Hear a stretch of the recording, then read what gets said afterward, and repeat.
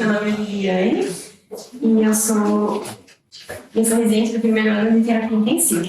E hoje a gente vai falar um pouquinho sobre coma. Então, antes de mais nada, a gente precisa definir o que é o estado de coma. Então, ele vai ser o mais grave estado de depressão no nível de consciência, no qual o paciente não vai conseguir ser despertado por nenhum estímulo. Então, mesmo estímulo verbal, estímulo motor, a gente não tem o despertar desse paciente. Geralmente, ele vai ser um estado neurológico transitório que evolui para a recuperação da consciência ou para um estado vegetativo persistente ou um estado minimamente consciente. Então, o que é esse estado minimamente consciente? É quando o paciente ele esboça qualquer sinalização assim, vocal, mais rudimentar, motor, assim, mais no reflexo mesmo, ou morte encefálica. Então, aqui é bem importante, e até cito, time is brain. Então, geralmente, por poder ser um estado neurológico transitório, a gente pensar em causas metabólicas, causas que podem ser reversíveis, a gente ganha tempo em relação a isso.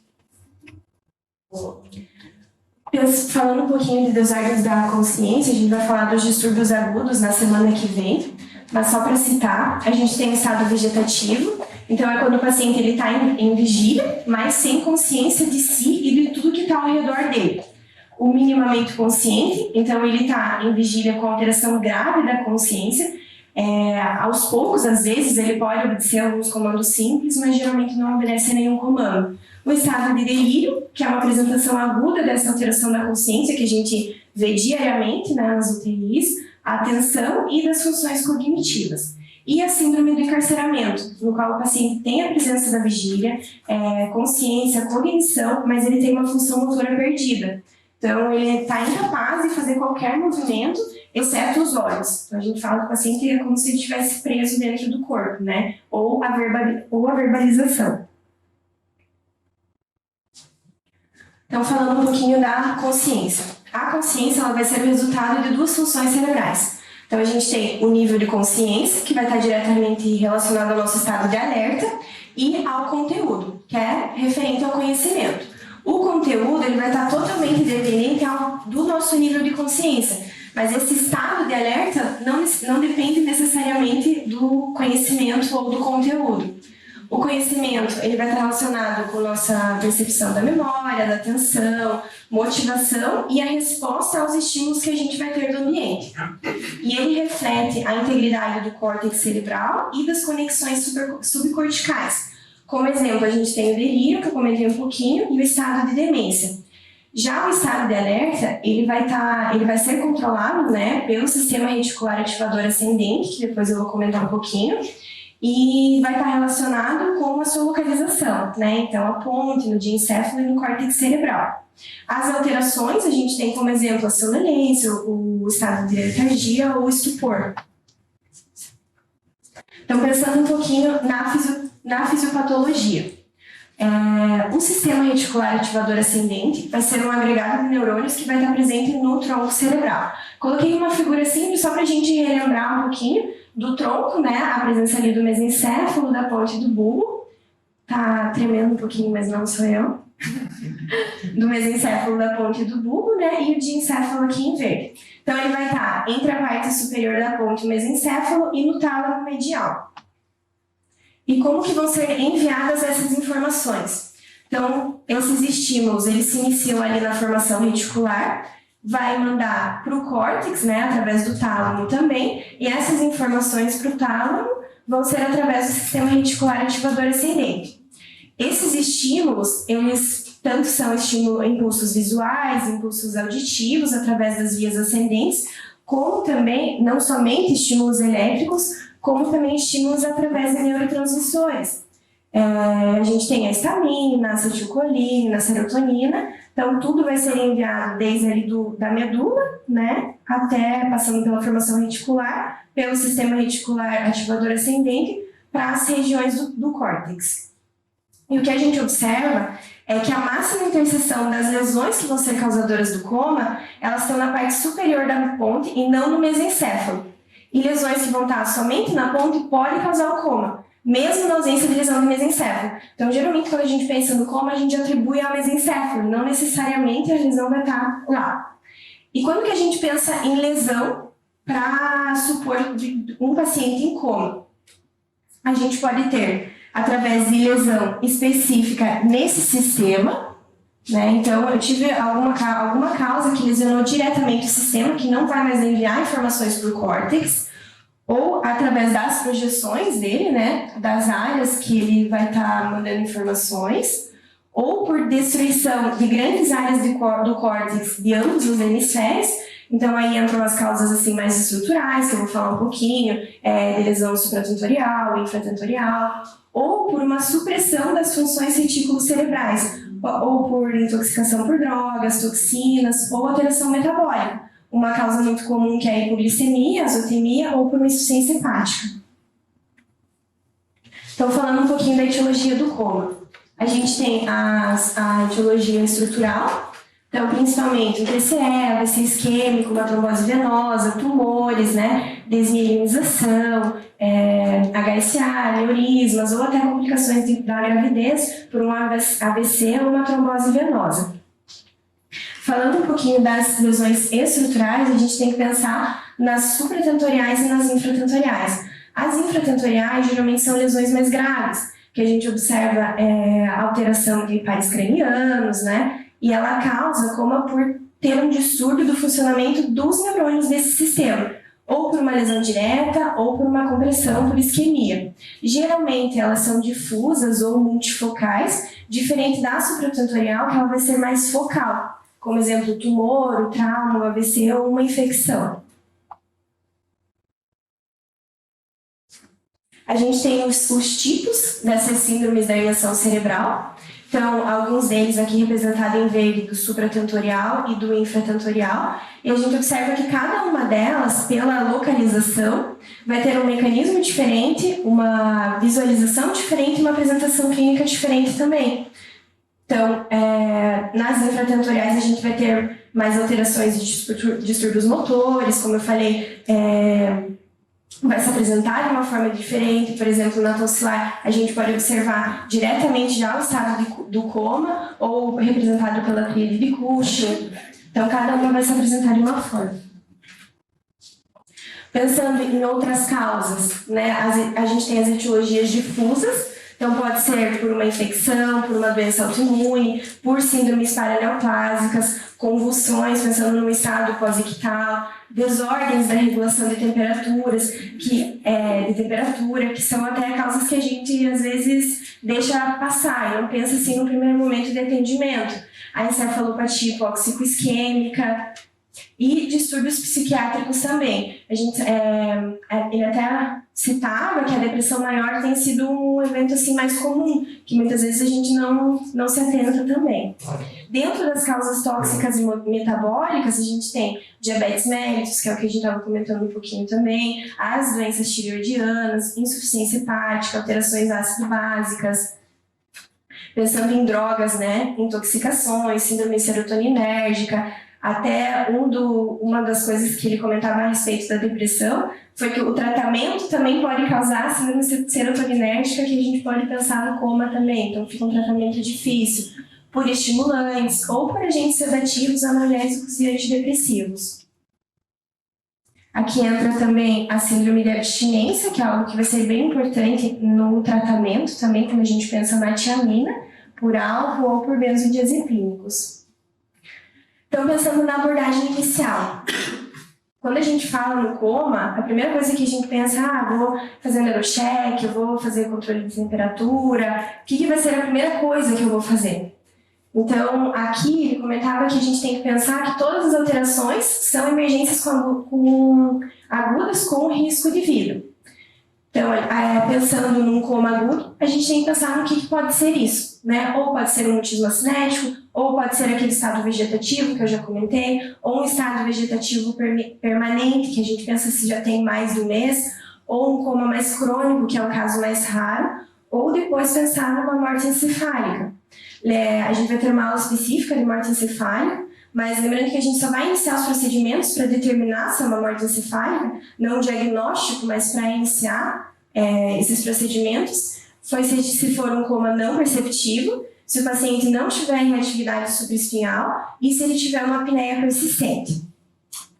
Então, Então, o que eu vou fazer? A primeira abordagem vai ser o ABC clássico, né? Então, eu olhei para o paciente, vi que ele está rebaixado, estou suspeitando que ele entrou em coma, é o ABC, o que a gente já faz diariamente. Então, aqui, mesmo no paciente neurológico, é a mesma coisa. E a escala de coma de Glasgow, que inicialmente foi feito para o trauma, né? Mas hoje faz parte da nossa rotina. E sempre pensar que, mesmo que através da escala de coma de Glasgow o paciente tem indicação de intubação, observar antes se não tem uma causa tratável. Por exemplo, uma hipoglicemia. Então, o paciente rebaixou, está com um nível neurológico que não está adequado, estou suspeitando de coma, descartar primeiro se ele não está hipoglicêmico, se não pode ser por conta de um distúrbio eletrolítico, antes de fazer a intubação do paciente. Aí entra um exame neurológico rápido. Então, primeiro eu preciso estabilizar ele, como se fosse um ACLS, ou ATLS aqui é a mesma coisa, né? Observar a pupila, o movimento dos olhos, né? Se ele está respondendo a algum estímulo, se ele tem algum estímulos anormais, né? Aí eu tenho que pensar se esse paciente tem sinais de hipertensão intracraniana. Então, ele tem a tríade de Cushing, né? Tem paralisia de sexto nervo, tem edema de papila. Se sim, né, eu preciso fazer uma tomografia de crânio, manitol e consultar a neurocirurgia. Então, antes disso, eu tenho que ter tomado todas essas condutas para já enviar ele manejado, né? Se não, pensar numa hipoglicemia, fazer a reposição de glicose junto com a tiamina, né? Se não, pensar no screening toxicológico, se pode ser uma overdose. Então, aqui, alguns pontos assim mais chave. Estabilização da cervical, né? Então, quando eu for avaliar a mobilidade ocular, antes eu preciso ver se esse paciente não tem lesão cervical, mesmo que ele não tenha uma suspeita de um TCE, porque a princípio a gente não sabe qual pode ser a causa. Se esse paciente tiver em ventilação mecânica, objetivar uma saturação maior que 94, uma PCA2 entre 35 e 40 e associar sedação e analgesia.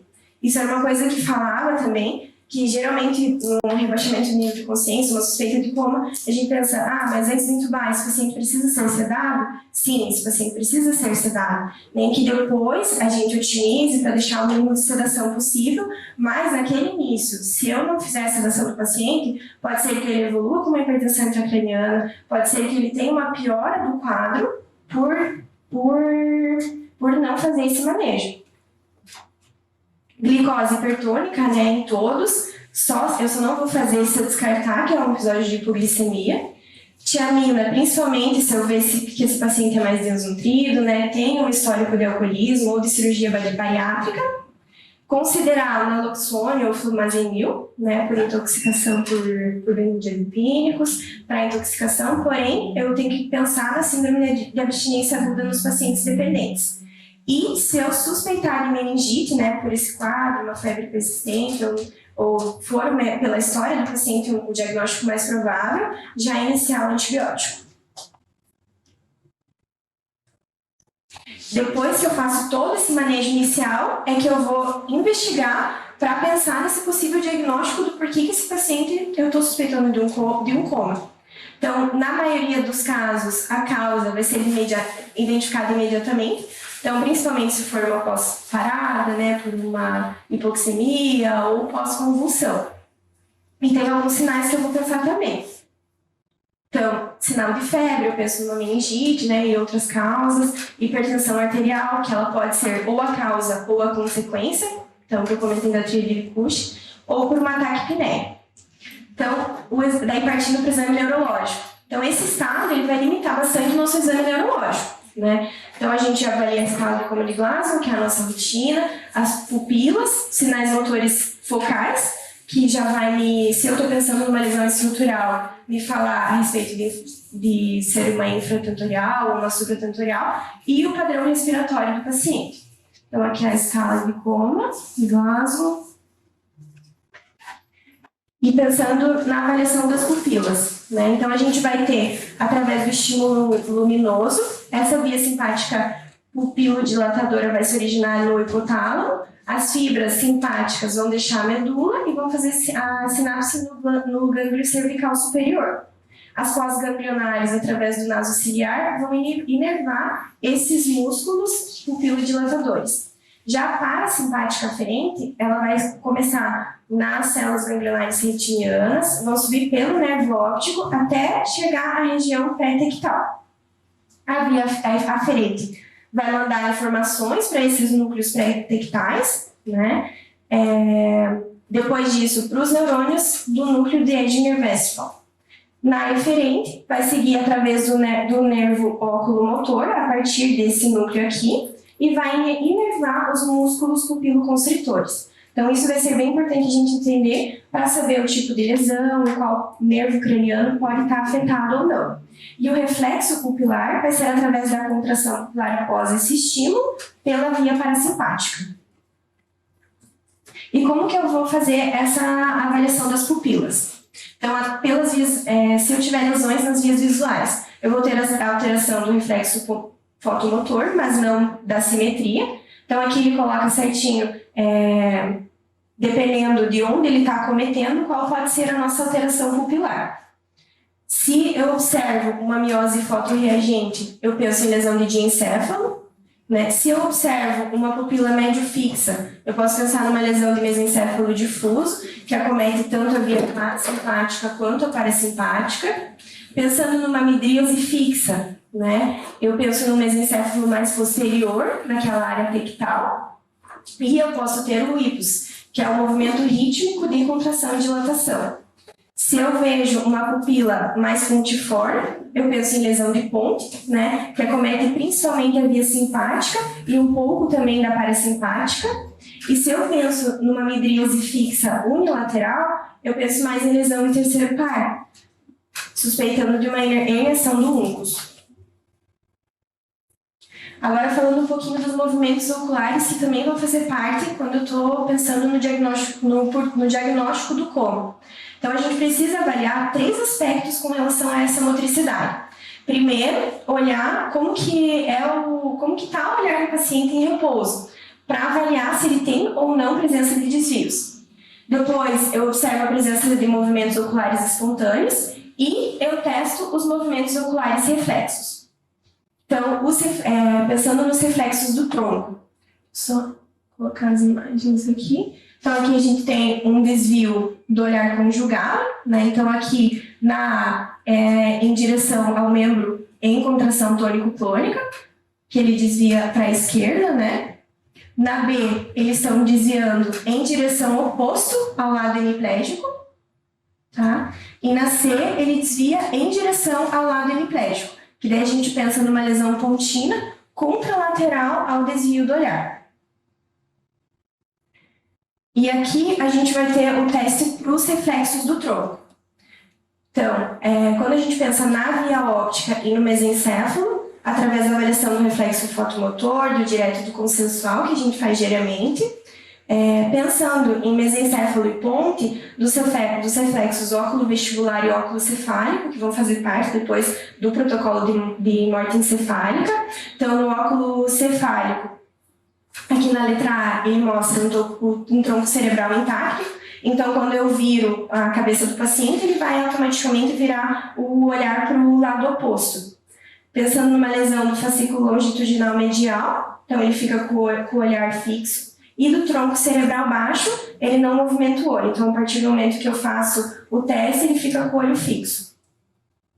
O reflexo córneo palpebral, investigando lesão de ponto. E o reflexo faríngeo da tosse. Da tosse que eu posso ou fazer através de sonda, né, de aspiração, ou com uma espátula que já vai estimular esse reflexo do paciente.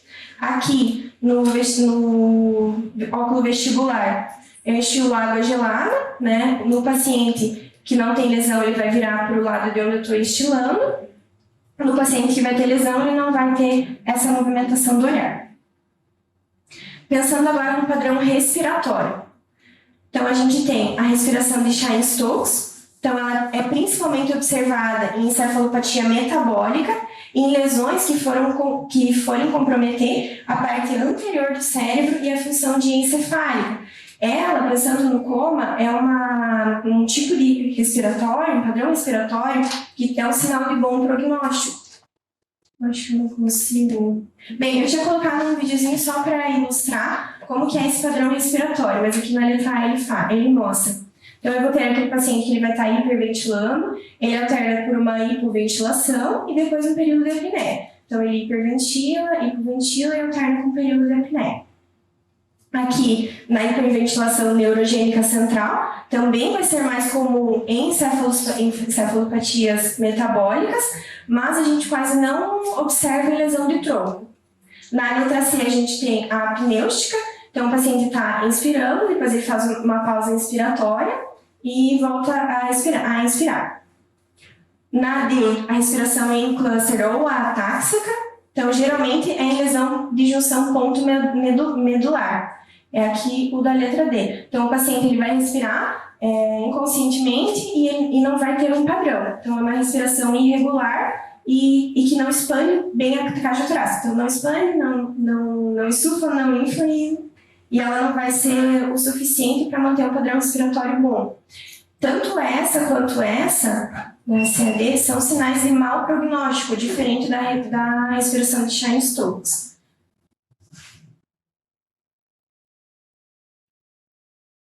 Ela deixa eu passar. Então, essa última, que é a tóxica.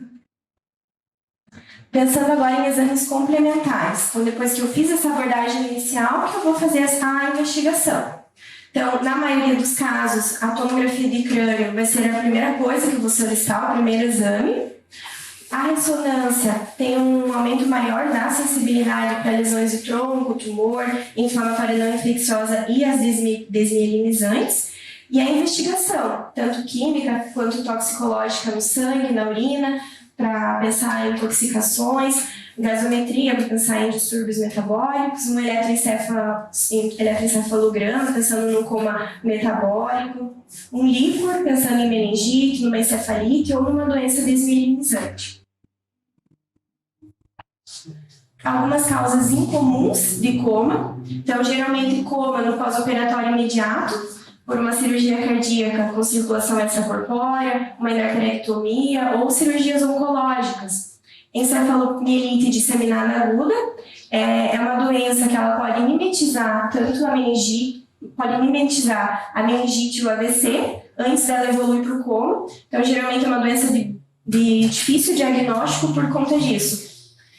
A gente pode considerar, se o paciente tiver uma cefaleia intensa, uma crise convulsiva anterior a esse coma e por uma trombose de seio venoso.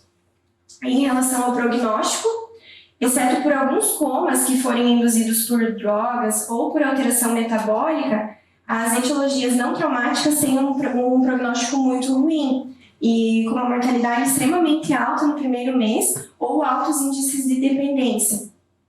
O que a gente tem que avaliar por causa desse prognóstico? Fatores preditivos, idade, se esse paciente tem disfunção renal, se ele não tem esses reflexos que eu falei, corneais, papilares e oculovestibulares, resposta motora, verbal e ocular.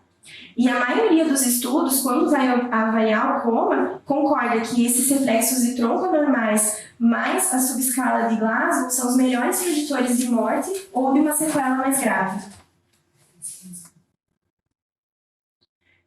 Falando só um pouquinho da morte encefálica, então, que é o último ponto que a gente pensaria, só colocando os pré-requisitos. Então, eu preciso ter uma lesão encefálica de uma causa conhecida, irreversível por tudo isso que eu falei, e que seja capaz de causar morte encefálica. Eu preciso excluir fatores tratáveis que possam confundir o diagnóstico de morte encefálica, e eu preciso, no mínimo, de 6 horas de um tratamento e observação no hospital. E se a causa primária for encefalopatia hipóxico-isquêmica, esse período de tratamento vai ser de, no mínimo, 24 horas. Preciso garantir uma temperatura corporal maior do que 35, uma saturação adequada e uma pressão arterial maior ou igual a 100 ou maior ou igual a 65 conforme idade. Que daí vai entrar aquelas faixas por idade e todo aquele protocolo que a gente conhece. É isso. Obrigada.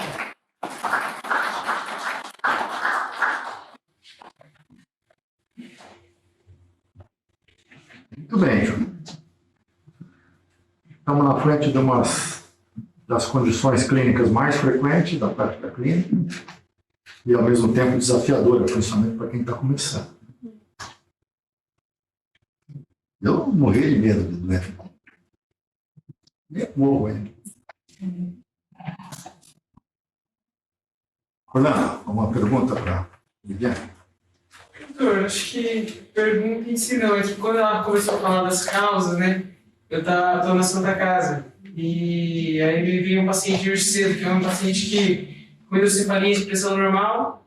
Aí abordou um pouco uma DVP, né? E aí a gente fez uma toma de controle, assim, meio que por nós mesmos, assim, sabe? Queríamos ver como que ele estava. A gente pediu uma toma de controle. O cirurgião queria que pedisse 2 dias, 3 dias depois.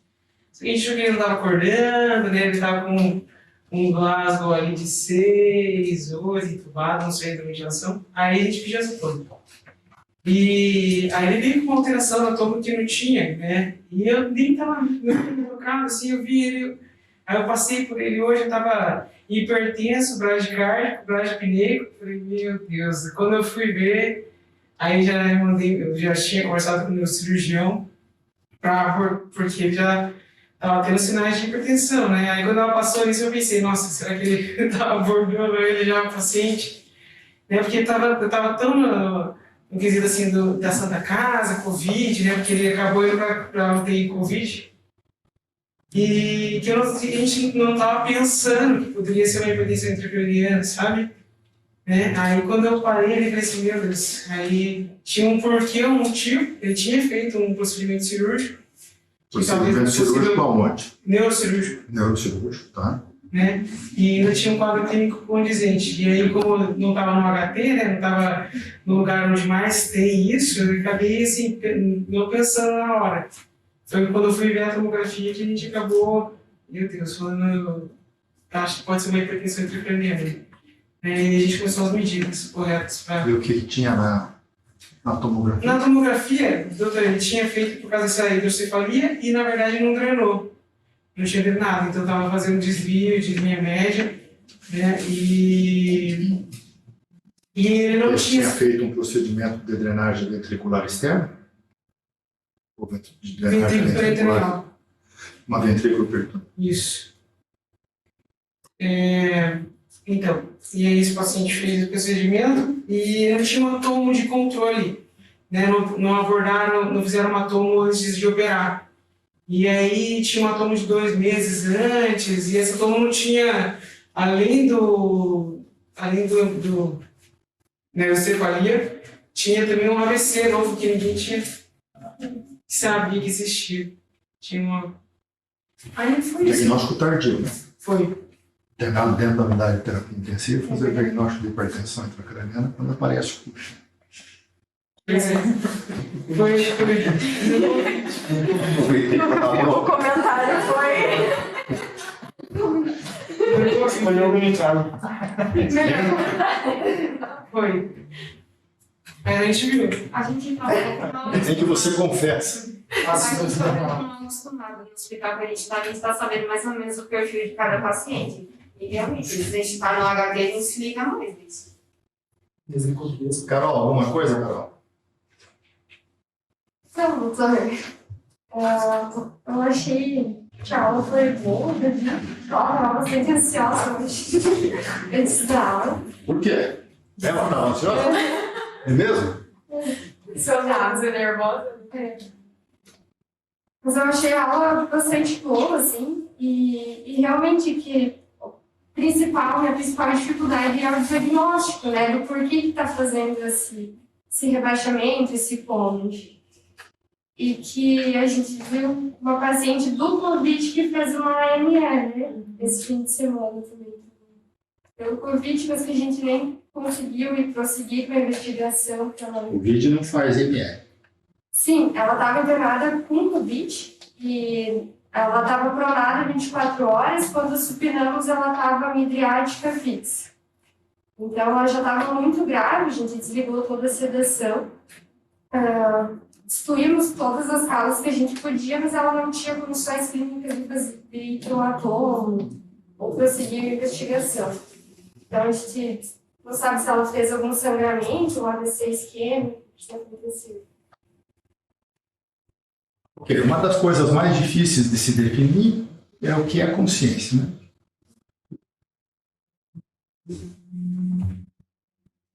Assim, didaticamente, Louis Posner, na década de 80, definiu que a consciência tem dois atributos: nível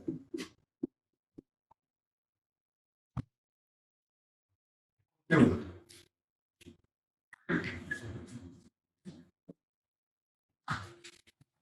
Nível, dá para poder dizer sinceramente que isso aqui é quantidade, isso aqui é qualidade.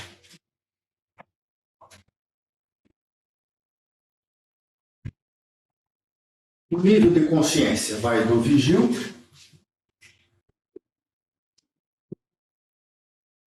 no sonolento, sono, obnubilação, torpor e coma. À medida que você vai diminuindo a quantidade de consciência, você vai saindo do estado acordado para o estado de coma. Qual a maneira mais fácil de definir o estado de coma? Um estado de consciência que você não consegue acordar o cara. Ok? Conseguiu acordar, é alguma coisa para cima. Ok? Sonolento, a gente fica quando a gente dorme. E alguém chama, você acorda. Obnubilação, tem que dar uns tapas. Torpor, tem que causar dor. Coma, não importa o quê. Se o coma é um estado de sono, você não acorda, qual é a principal característica do estado de sono? Inescapável. Todo mundo que está dormindo tem os olhos fechados.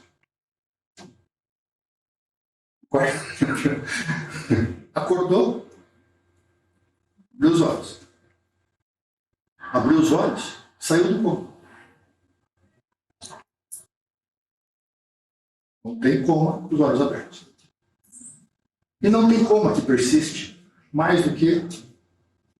meu Deus, eu gosto dessas generalizações, né? Porque a gente sempre erra.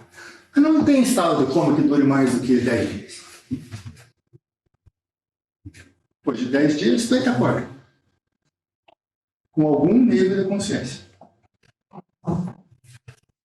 Ele acordou, saiu do coma. Se ele não tem nível de consciência, ele tem consciência mínima. Se essa consciência mínima ela é inaferível, estado vegetativo. Mas, na maior parte dos doentes, alguma coisa você consegue ver. Você acompanhar alguém, eles botar alguma forma de humor. Se você colocar os doentes em ressonância funcional, todos eles têm alguma área que está funcionando. Então, todo estado vegetativo, dependendo de quanto você investiga, ele tem algum estado de consciência mínima. Mas, macroscopicamente, o doente pode ter algumas coisas que ele responde, mas depois de 10 dias, não tem como. Como toda caricatura, grande chance de errar, mas a maior parte das vezes a gente acerta. Ninguém fica em coma durante 6 meses e acorda. É mito.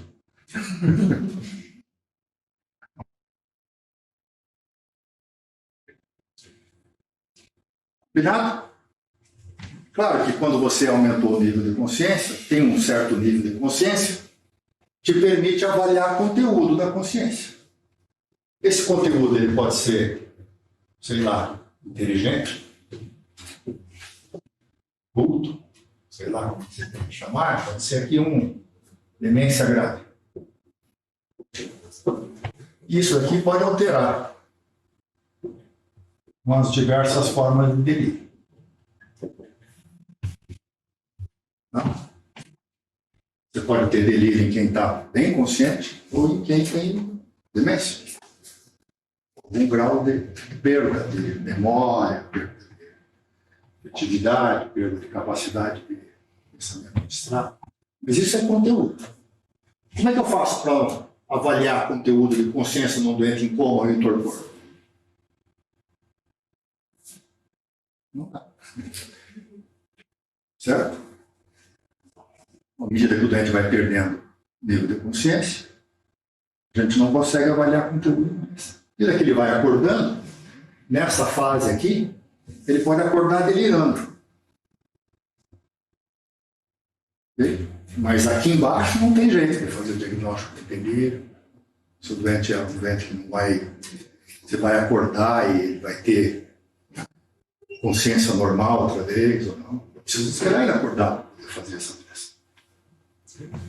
Então, nível de consciência, aqui, conteúdo dessa consciência. Eu só posso avaliar o conteúdo da consciência se ele estiver acordado. Senão, não dá. Então, se o doente tiver alteração do nível de consciência, da sonolência, da obnubilação para baixo, qualquer essa alteração do nível de consciência, ela tem causas para isso.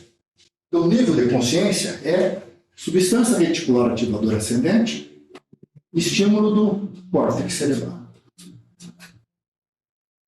Tendo esse mecanismo fisiopatológico para acordar alguém, os mamíferos, de uma forma generalizada, têm esse mecanismo de estímulo do córtex cerebral, é meio estereotipado, permaneceu ao longo da evolução, mesmo os mamíferos inferiores até os primatas, do mesmo jeito. Então, para você ter alteração do nível de consciência, você tem que ter alguma alteração daquele mecanismo da substância reticular ativadora ascendente, estimulando neurônios. Nós não estamos falando de conteúdo, estamos falando de nível. Nível de consciência é substância reticular ativadora ascendente e córtex cerebral. Então, se eu tenho uma alteração do nível de consciência, eu tenho que buscar qual é a causa. A causa pode ser estrutural ou difusa. Certo? Posso ter uma lesão estrutural em algum lugar, no cérebro, no encéfalo, desculpa, o cérebro mais do que um. Agora dizendo, no encéfalo. Ou ela é difusa. Se eu tenho a substância reticular ativadora ascendente, não adianta ela estar íntegra, mas ela estimula um monte de neurônio, e os neurônios estão machucados, pesados, ou incapazes de responder à substância reticular ativadora ascendente. Isso é alteração difusa. Ou eu tenho que ter uma lesão estrutural em algum local específico que possa causar coma. Aí o difuso é fácil de entender, né? É grande disfunção de neurônio cortical. O estrutural é mais complicadinho de entender. Que é a substância reticular ativadora ascendente no mesencéfalo, estimulando um monte de neurônios. Então eu posso colocar lesão estrutural e lesão estrutural supratentorial e infratentorial. Abaixo da tenda do cerebelo. Certo? Eu posso dividir essa estrutura, embora eu possa dividir o encéfalo de diversas formas. A melhor forma de poder entender aqui é a gente dividir entre as estruturas infratentoriais, cerebelo e tronco, e as supratentoriais, de encéfalo para cima. Okay? Como é que eu posso ter uma lesão infratentorial para causar coma? Super fácil, né? Porque a substância reticular ativadora ascendente está no mesencéfalo. Qual é o tamanho do nosso tronco encefálico?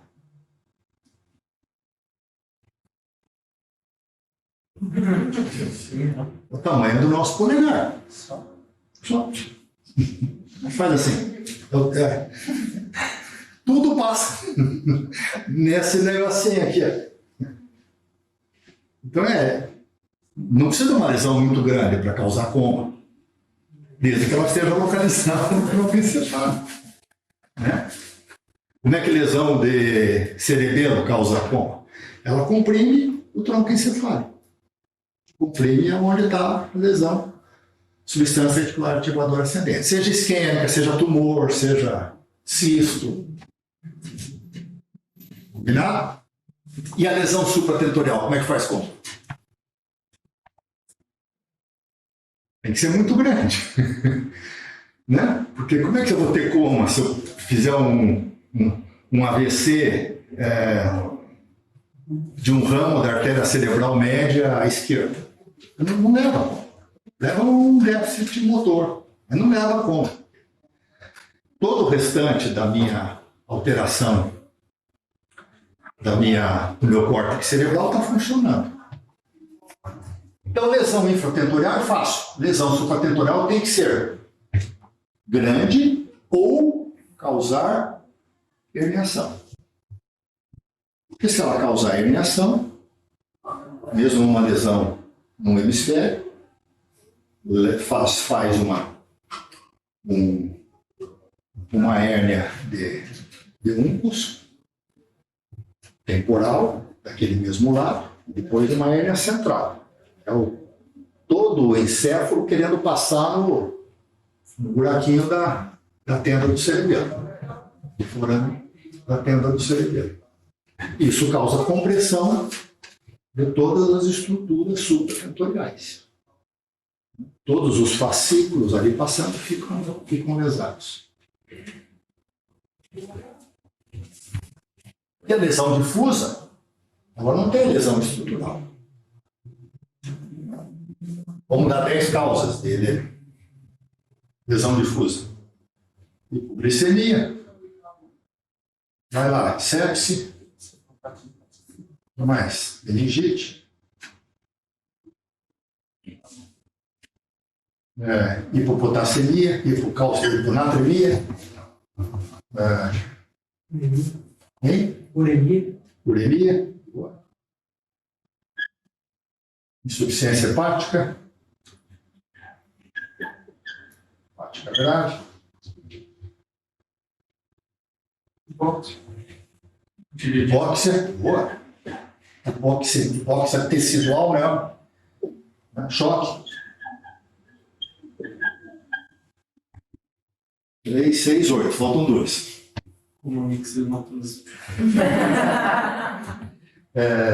Vou colocar aqui, né? Então, hipotiroidismo, porque ele pode piorar qualquer uma dessas, né? A gente combinou. É infrequente que ele faça sozinho.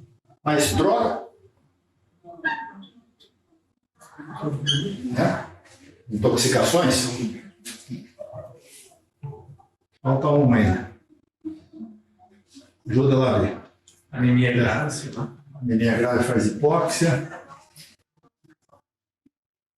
Não tem mais nenhuma? Né?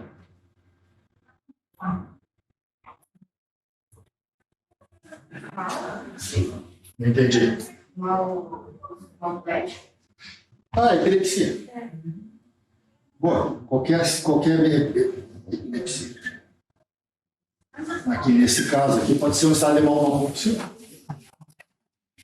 Mas tem uma centena de causas na hora que você abre. Ok? Então você olha para o doente, ele tem os olhos fechados e você não consegue acordar, não tem como. E aí você faz 2 exames. Vê se ele tem um sinal de localização, se ele tem reflexo de tronco. Se ele não tiver nenhum sinal de localização, os reflexos de tronco forem íntegros, a lesão é difusa. Se ele tiver um sinal de localização, tiver lesão de tronco, é infratentorial. Se ele tiver um sinal de localização e o tronco estiver íntegro, é supratentorial.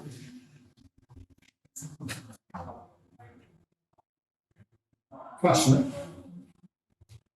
Ele está com os olhos fechados. Fechado. Beleza. Bate. Ele não acorda. Ele está igual. Vale também para quem acorda. Né? E às vezes a lesão não é suficiente para poder causar tanta alteração no nível de consciência. Para qualquer alteração no nível de consciência, a lesão pode ser difusa ou estrutural.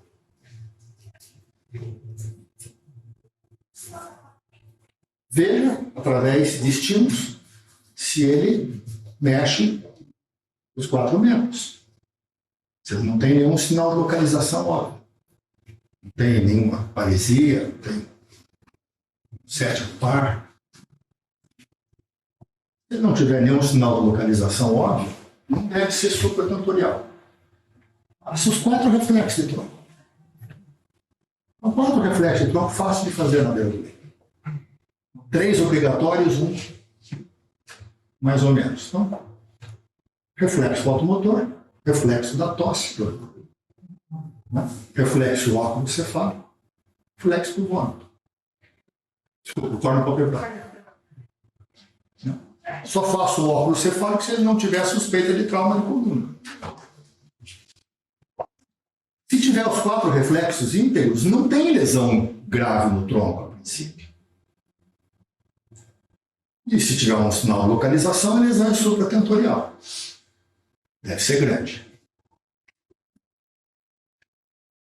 Então, se não tiver lesão, foco de localização, tiver reflexo de íntegros, reflexo de tronco íntegros, deve ser difusa. Deve ser um monte de causas. Vai depender da história clínica do médico. Se ele está chocado, se ele não está chocado, ele estava com febre desde ontem, tem rigidez de nuca e meningite. É um doente que não veio para a diálise ontem. Não veio para a diálise ontem, ele está em uremia. É um bebum, barrigudo, com bactéria, sem insuficiência hepática. É um doente que está tossindo, com febre, com outros sinais de sepse. Isso é encefalopatia séptica. E assim por diante. Ok? Se esse doente estiver em coma, quanto mais pior o nível de consciência, pior o prognóstico. Qual dessas causas aqui é de pior prognóstico? Lesão estrutural infratentorial. Né? Então é claro que os doentes que tiverem um coma mais grave e que tiver alguma alteração de reflexo, esses doentes são mais graves que os que não têm.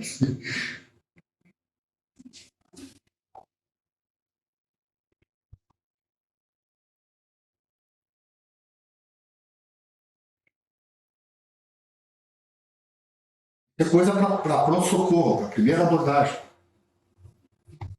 Esses doentes precisam de uma ação rápida de vocês, no sentido de buscar rapidamente a causa. Porque pode ser hipoglicemia, não pode deixar esse doente hipoglicemia, pode ser meningite, tem que fazer o antibiótico antes de fazer a tomografia. Depois você não faz a segunda, antes de fazer a tomografia, porque você precisa da tomografia antes de fazer a punção lombar. Né? Vai ter que fazer a punção lombar, vai levar às vezes 1 hora para poder fazer tudo. Estou com doente em coma, não tem sinal de localização óbvio, tem reflexo de troncos que são íntegros, tem febre, um pouco de rigidez de nuca que me deixou em dúvida, corticoide e antibiótico. Manda para tomografia. Não vai perder tempo. A gente vai estudar isso na meningite. Potensão, boxe, essas coisas têm que ser corrigidas rapidamente. Se ele tiver lesão estrutural, esse doente vai para a tomografia, antes de ir para a UTI. Ou vai precisar de uma tomografia de urgência, às vezes de madrugada. A maior parte das vezes você não precisa para um doente que tem uma diminuição no nível de consciência, que não tem sinal de localização do tronco, está íntegro, tem tomografia às 3 da manhã. E provavelmente não deve ser estrutural. Se for estrutural, vai precisar da tomografia. Vai, né? Nos estruturais, tomem cuidado com os sinais de herniação. O clássico da hérnia de Uncus, que é hemiplegia contralateral e hemidríase ipsilateral. Faz uma paresia de um lado, faz hemidríase daquele lado, 1 hora depois ele está com decorticação, descerebração e morre. Fez uma deterioração rosto-caudal. Vou ir para a morte encefálica rapidamente. Esses doentes precisam de uma rápida tomografia, de modo geral, tem uma lesão estrutural, está causando um ponto de pressão, precisa ser drenado. Precisa ser drenado cirurgicamente. Você pode fazer alguma coisa clinicamente para um doente que está herniando? Pode, faz uma dose de manitol, tal, dá uma hiperventilada, mas, meu Deus, hipertensão intracraniana de causa cirúrgica não pode ser tratada clinicamente. Não tem tratamento clínico para uma hemorragia que está causando emergência. Não tem. É assim, é para ganhar 5 minutos, 10 minutos. Se tiver uma abordagem de beira de leito rápida, com algumas poucas coisas, que é conhecer o mecanismo fisiopatológico, apertar, beliscar o doente, avaliar, não ter medo. O reflexo de tronco tem que estar redondinho, como é que faz essa avaliação, como é que faz. Ver sinal de localização, fazer rapidamente uma divisão da maior possibilidade de causas. Ok? À medida que esse doente vai melhorando, ele possivelmente vai subir assim. E vai subir assim em 4 dias, 5 dias, 10 dias, 15 dias. Se o doente não fica em coma durante esse tempo todo, acorda num estado vegetativo. Ou, às vezes, num estado de lockdown.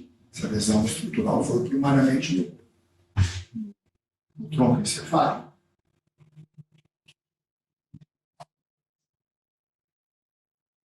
O que mais que vocês querem discutir de como? Tentei aqui fazer uma coisa mais, abordagem mais geral, específica para cada uma. Vocês devem ter perguntas coisas específicas. Fale. Eu tenho uma dúvida. É relacionado assim com o como a Viviane chegou até a citar na aula dela, Não ele entendi. acaba extrapolando um pouquinho a escala de Glasgow, né? Escala de Glasgow. E a gente sabe daquela indicação, né? Baixo de 8 para baixo seria uma indicação de gravidade definitiva. Mas isso é realmente bem definido? É bem definido. Pode utilizar isso na prática clínica. 97, 98% dos doentes que estiverem com os olhos fechados depois de um tapas, dá um Glasgow abaixo do que. Não vou dizer que eu estou pedindo para poder agredir os doentes. Depois que se fizer um estímulo, às vezes é um estímulo vigoroso para tentar curar o doente. Esse doente está em coma e tem um Glasgow depois para baixo. O doente que não abre os olhos e não fala. Dá 1 e 1 e 6, dá 8. Mesmo que ele faça os movimentos na hora que você faz estímulo. Se ele não emite nenhum som. E se ele não abre os olhos, dá 1, 1 e 6, dá 8. Se ele emite algum som, ele está em torpor. O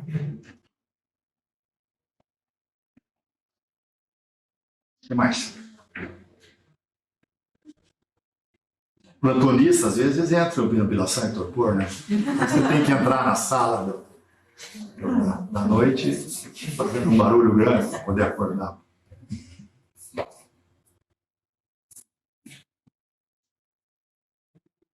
Tá bom. Obrigado.